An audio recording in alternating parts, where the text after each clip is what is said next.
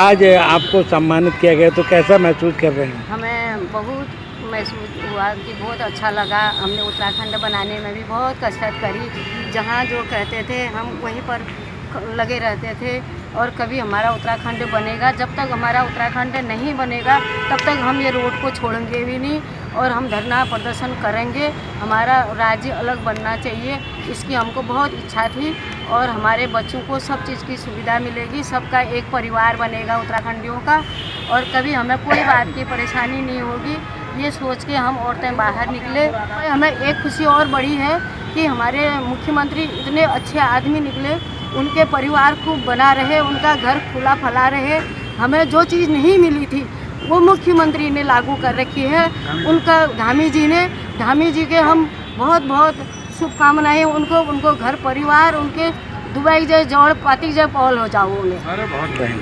और हम अपने उम्र में अपने बच्चों को भी सब जगह सुरक्षित रहेंगे करके हमें बड़ी अभिलाषा हुई। हमें धामी जी आए तो बहुत खुशी हुई। जैसे हम नैनीताल गए, उस दिन हमको बुलाया था वहाँ पर, तो वहाँ से घर पहुँची। बच्चे कह रहे हैं आपकी तो पेंशन बढ़ गई, 3100 रुपये हमें मिलती थी, पेंशन बढ़ गई। मैंने कहा कहाँ से बढ़ी है? ऐसा कहा। उन्होंने कहा देखिए मोबाइल में आ गया। ये मेरे बेटे ने कहा। बहुत बहुत खुशी है आप लोगों की। सबको एक बेटा है मेरा भी, भगवान चाहे आप लोगों के आशीर्वाद उसको भी बनी रहे। सब आप लोगों की आशीर्वाद है। धामी जी को सब शुभकामनाएं।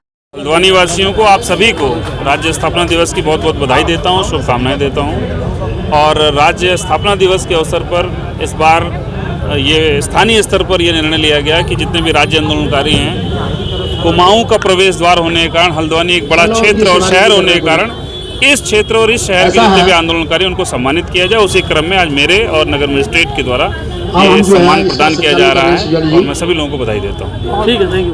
एक सम्मान समारोह जो हमारे राज्य स्थापना में जिन लोगों ने सहयोग दिया है और जो लोग उसमें शहीद हुए हैं उनको यहाँ पे नमन भी किया जा रहा है और यहाँ पर सम्मान किया जा रहा है हमारे राज्य आंदोलनकारियों का, जिनका विशेष रूप से सहयोग रहा है इस राज्य की स्थापना में। ठीक है।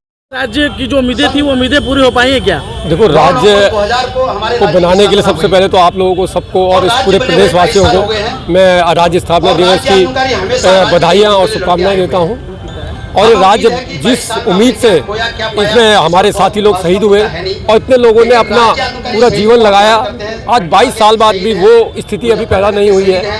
पलायन जारी है, जल जंगल जमीन की व्यवस्थाएं अभी तक पूरी नहीं हुई हैं। तो हमें लगता है कि हमने राज्य की लड़ाई तो लड़ी, मगर राज्य बनने के बाद राज्य संवारने के लिए हम बहुत कुछ नहीं कर पाए और इसके लिए हम किसी और को दोषी नहीं मानते हैं, हम स्वयं को दोषी मानते हैं कि हमने राज्य की लड़ाई में अपना सर्वस्व न्यौछावर होने के बाद राज्य को संवारने, बनाने और इसको विकसित करने के लिए बहुत बड़ा योगदान हम दे नहीं पाए के लिए। और इस राज्य के शीर्ष स्थल पर चाहे माननीय नारायण दत्त तिवारी जी हो, चाहे बीसी खंडूरी जी हो, चाहे भगत सिंह कोश्यारी जी हो, चाहे हरीश रावत जी हो, ये जो टॉप लीडरशिप जिन्होंने राज्य को संभाला, इनके अंदर राज्य का दर्द था और ये चाहते थे राज्य अच्छा बने, मगर न जाने क्या कारण रहा। इस देवभूमि में ईश्वर की क्यों कृपा नहीं हुई कि इस राज्य का पलायन नहीं रुका, इस राज्य के बेरोजगारों को रोजगार की समस्याएं अभी तक पूरी तरह पूरी नहीं हुई। तो इसको पूरा करने के लिए हम चाहते हैं कि एक लड़ाई इस राज्य को संवारने के लिए अभी बहुत जरूरी है।